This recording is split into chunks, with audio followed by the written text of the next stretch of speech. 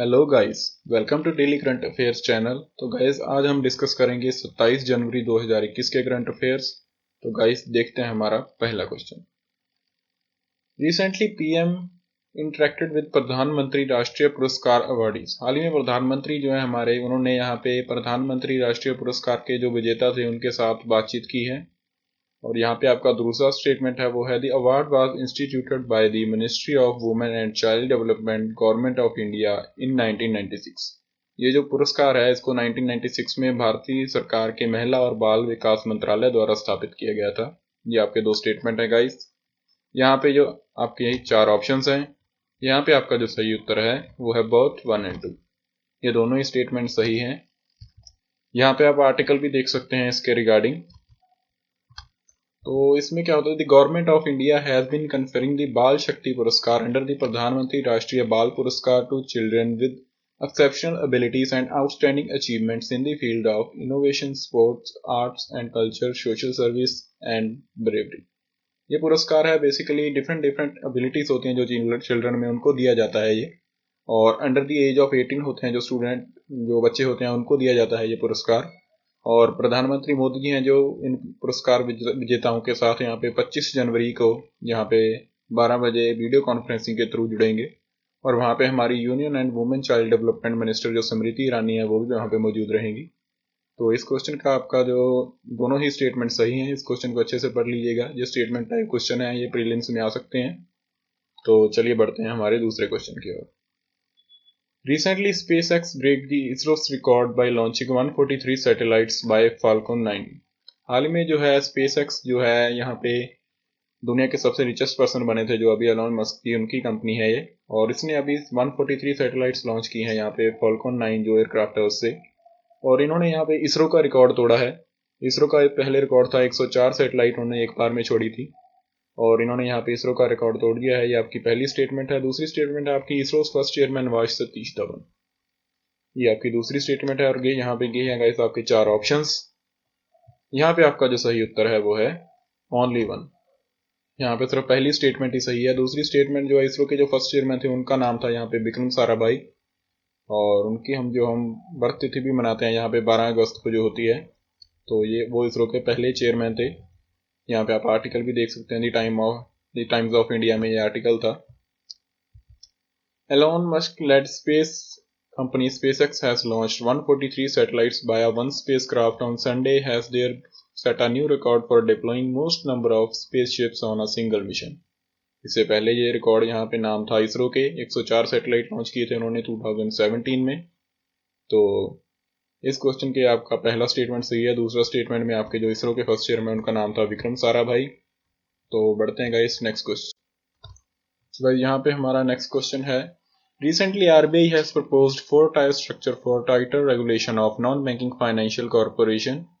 और यहाँ पे हमारी दूसरी स्टेटमेंट है, The responsibility of regulation and supervision has entrusted with the Department of Non-Banking Supervision of RBI under the regulatory provisions of Reserve Bank of India Act 1934।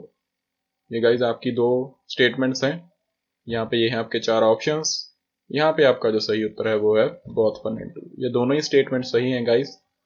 Recently RBI ने यहाँ पे propose किया है 4-tier structure for the tighter regulation of non banking financial corporation. Non banking financial के अच्छे कुशल work के लिए उन्होंने यहाँ पे 4-tier स्ट्रक्चर प्रपोज किया है। एंड ये दूसरा स्टेटमेंट है जो आपका वो है, the responsibility of regulation and supervision has interested with the department of non banking supervision of RBI. और जो इसको जो रेगुलेशन एंड सुपरविजन करता है जो यहाँ पे नॉन बैंकिंग फाइनेंशियल कॉर्पोरेशन का, वो है department of non banking supervision under the RBI regulation provisions of Reserve Bank of India Act 1934। यहाँ पे आप आर्टिकल भी देख सकते हैं, द इंडियन एक्सप्रेस का आर्टिकल है ये। And the proposed framework ensures aim to protect financial stability and ensures small NBFCs are proceeding with easy rules. Main इसका जो मोटिव है गाइस, ये 4-tier स्ट्रक्चर जो है इसका मेन मोटिव जो है अच्छी तरह से जो एनबीएस हैं हमारे नॉन बैंकिंग फाइनेंशियल कॉर्पोरेशन अच्छे से वर्क कर सकें, यहाँ पे स्टेबिलिटी से वहाँ पे पैसों की स्टेबिलिटी बनी रहे, इसका मेन पर्पस यही है। तो बढ़ते हैं गाइस नेक्स्ट क्वेश्चन की ओर। Recently we celebrated the 72nd Republic Day of India. It honors the date on which the Constitution of India came into effect on 26 January 1950। Replacing the government of India act 1935। हमने हाल ही में आप जानते हैं कि जैसे हमने कल यहाँ पे हमारा 72वां रिपब्लिक दिवस मनाया। यहाँ पे जो हमारा कॉन्स्टिट्यूशन ऑफ इंडिया था वो 26 जनवरी 1950 को यहाँ पे इफेक्ट में आया था। उसने रिप्लेस किया था यहाँ पे गवर्नमेंट इंडिया का जो एक्ट था 1935 का उसको। ये आपकी पहली स्टेटमेंट है गाइस। यहाँ पे आपकी दूसरी स्टेटमेंट है, constitution was adopted by the Indian constituent assembly on 26 नवंबर 1948। ये आपकी दूसरी स्टेटमेंट है। यहाँ पे ये है आपके 4 ऑप्शंस। यहाँ पे आपका जो सही उत्तर है वो है ओनली 1। यहाँ पे सिर्फ पहली स्टेटमेंट सही है, क्योंकि जो हमारा कॉन्स्टिट्यूशन है वो यहाँ पे इफेक्ट में आया था। जो कॉन्स्टिट्यूशन है उसको अडॉप्ट किया था इंडियन कॉन्स्टिट्यूट असेंबली ने ऑन 26 नवंबर 1949 को अडॉप्ट किया था, और ये 26 जनवरी 1950 को इफेक्ट में आया था। तो यहाँ पे हमारी सिर्फ पहली ही स्टेटमेंट सही है। तो और यहाँ पे पढ़ लीजिएगा, ये थोड़ी सी एक्सप्लेनेशन है गाइस इस क्वेश्चन की, अच्छे से पढ़ लीजिएगा इसे। तो बढ़ते हैं गाइस नेक्स्ट क्वेश्चन की ओर। Recently Himachal Pradesh celebrated the golden jubilee of statehood day. यहाँ पे हाल ही में हिमाचल प्रदेश ने राज्य दिवस की स्वर्ण जयंती मनाई। और यहाँ पे आपकी दूसरी स्टेटमेंट है, it was on 25 January 1971 that Himachal Pradesh became the 18th state of India. यहाँ पे 1971 में यहाँ पे हिमाचल प्रदेश जो था हमारा 18वां राज्य बना था भारत का। ये आपकी 2 स्टेटमेंट हैं गाइस। ये हैं आपके 4 ऑप्शंस।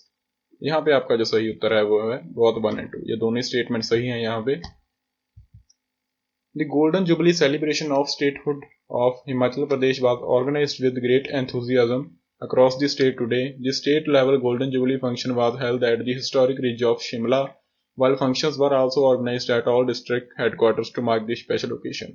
यहाँ पे बहुत ही अच्छी तरह से मनाई गई है गोल्डन जुबली जो थी हमारी हिमाचल प्रदेश की। अब बात यहाँ पे हिमाचल प्रदेश की हो रही है, तो थोड़ा सा हिमाचल प्रदेश के बारे में जान लेते हैं। हिमाचल प्रदेश की जो कैपिटल है वो है शिमला। वहाँ के जो गवर्नर हैं वो है बंडारू दत्तात्रेय, एंड वहाँ के जो सीएम हैं वो हैं जयराम ठाकुर। तो बढ़ते हैं गाइस नेक्स्ट क्वेश्चन की ओर। Recently which campaign launched by all India institute of Ayurveda on Ayurveda and कोविड-19। हाल ही में कौन सा कैंपेन लॉन्च किया गया ऑल इंडिया इंस्टीट्यूट जो आयुर्वेदा का है उसके द्वारा ऑन आयुर्वेदा एंड कोविड-19। तो ये हैं गाइस आपके 4 ऑप्शंस। यहाँ पे आपका जो सही उत्तर है वो है आयु संवाद। ये कैंपेन लॉन्च किया गया यहाँ पे all India institute of Ayurveda के द्वारा। It is one of the public awareness campaign on Ayurveda and COVID-19 pandemic. It is organized by All India Institute of Ayurveda, New Delhi, as envisioned and supported by Ministry of Ayush. And इसका जो main objective था वो ये था कि awareness create करना by 1 lecture series among the common people. And इसका जो थीम है वो है आयुर्वेदा फॉर कोविड-19 pandemic.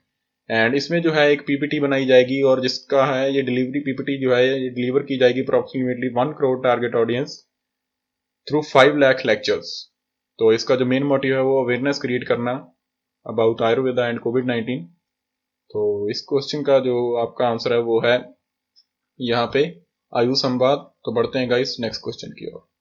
Recently president approved the conferment of Jeevan Raksha Padak series of awards 2020। हाल ही में राष्ट्रपति जी ने है जो हमारे जीवन Raksha Padak series of awards है 2020 उसको मंजूरी दे दी है। यहाँ पे ये आपकी पहली स्टेटमेंट है। दूसरी स्टेटमेंट है, Jeevan Raksha Padak awards an offshoot of the Ashoka Chakra series of gallantry awards were instituted in the year 1961। ये अवार्ड्स जो थे 1961 में शुरू किए गए थे यहाँ पे, जो एक श्रृंखला है ये अशोक चक्र अवार्ड्स की। तो गाइस ये हैं आपके 4 ऑप्शंस। यहाँ पे आपका जो सही उत्तर है वो है बोथ 1 and 2। ये दोनों स्टेटमेंट सही है यहाँ पे। हाल ही में जो हमारे जो प्रेसिडेंट है रामनाथ कोविंद, उन्होंने यहाँ पे अप्रूव किया है यहाँ पे इन पदक सीरीज अवार्ड्स को टू दी 40%, ये 40 लोगों को दिए जाएंगे। और इसके रिगार्डिंग जो है Jeevan Raksha Padak series awards are given to a person for meritorious act of human nature in saving the life of person. Basically जान बचाने के लिए, अपनी जान पर खिलकर जो दूसरों की जान बचाते हैं उनको ये अवार्ड दिया जाता है। तो बढ़ते हैं गाइस यहाँ पे नेक्स्ट क्वेश्चन की ओर। Recently, which firm crossed the Reliance Industries Limited to become India's most valued firm? हाल ही में कौन सी कंपनी यहाँ पे रिलायंस इंडस्ट्री को क्रॉस करके इंडिया की सबसे मूल्यवान कंपनी बन गई है? तो ये हैं गाइस आपके 4 ऑप्शंस। यहाँ पे आपका जो सही उत्तर है वो है TCS, टाटा कंसल्टेंसी सर्विसेज जो है यहाँ पे मोस्ट वैल्यूड कंपनी बन गई है यहाँ पे इंडिया में, और इन्होंने सरपास कर लिया है यहाँ पे रिलायंस इंडस्ट्रीज को।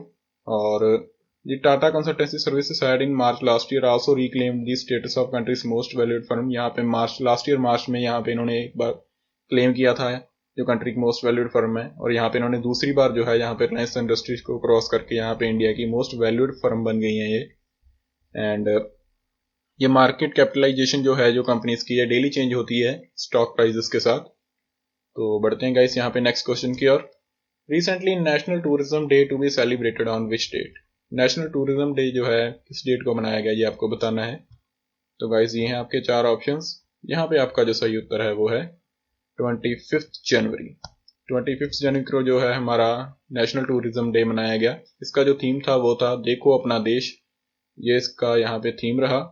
And the ministry of tourism has been organising seminars around the theme beginning from 21 January to the 22 February. यहाँ पे इसके थीम के रिगार्डिंग सेमिनार भी ऑर्गेनाइज करवाए जा रहे हैं यहाँ पे मिनिस्ट्री ऑफ टूरिज्म के द्वारा।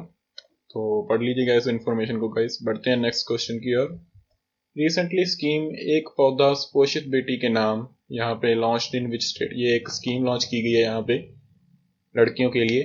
तो बताना है कि ये कौन सी स्टेट में लॉन्च की गई है गाइस। ये है आपके 4 ऑप्शंस। यहाँ पे आपका जो सही उत्तर है वो है राजस्थान।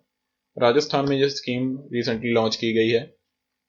और इस स्कीम के द्वारा होगा क्या गाइस, इसमें जो जब भी किसी के घर पे एक बेटी पैदा होगी तो वो वहाँ पे एक पौधा लगाया जाएगा, ताकि यहाँ पे जो आप जानते हैं कि हमारे बेटियों के यहाँ पे जब भी किसी के घर बेटी पैदा होगी तो लोग मानते हैं कि यहाँ पे एक भार पैदा हो गया। तो गाइस हमारा नेक्स्ट क्वेश्चन है रिसेंटली एक पौधा पोषित बेटी के नाम, ये स्कीम जो है किस स्टेट में लॉन्च की गई है आपको बताना है। तो गाइस ये है आपके 4 ऑप्शंस। यहाँ पे आपका जो सही उत्तर है वो है राजस्थान। हाल में राजस्थान में ये लड़कियों के लिए ये स्कीम लॉन्च की गई है गाइस। इसमें होगा क्या, जब भी कोई बेटी पैदा होगी तो उसको यहाँ पे जहाँ वहाँ की जो डिस्ट्रिक्ट एडमिनिस्ट्रेशन है वो वहाँ पे उनको एक पौधा देगी, और उस पौधे को उनको अपने घर में लगाना है और उस पौधे की यहाँ पे केयर करनी है। और बेसिकली इसका पर्पस क्या है, जब भी कोई लड़की पैदा होती है तो घर वाले उसको कोई भार की तरह मत लें, वो इसको एज अ प्राइड लें, ताकि भी हमारे घर पे लड़की पैदा हुई है, ये बहुत ही अच्छी बात है। तो वहाँ पे ये स्कीम लॉन्च की गई है बेटियों को बढ़ावा देने के लिए। वहाँ पे सिरोही डिस्ट्रिक्ट में ये स्कीम लॉन्च की गई है। तो आज चलिए गाइस बढ़ते हैं हमारा नेक्स्ट क्वेश्चन की ओर। तो गाइस ये है आज का quiz question. Which one of the following is a land locked country? आपको बताना है कि इसका सही आंसर क्या है, कमेंट्स में जरूर बताइएगा गाइस। ये हैं इसके 4 ऑप्शंस, बेल्जियम, हंगरी, रोमानिया और यूक्रेन। जरूर कमेंट्स में इसका आंसर बताइएगा गाइस। तो थैंक यू गाइस, आज के लिए इतना ही। अगर आपको हमारा कंटेंट अच्छा लगता है तो गाइस चैनल को लाइक कीजिए, शेयर कीजिए। Thank you guys.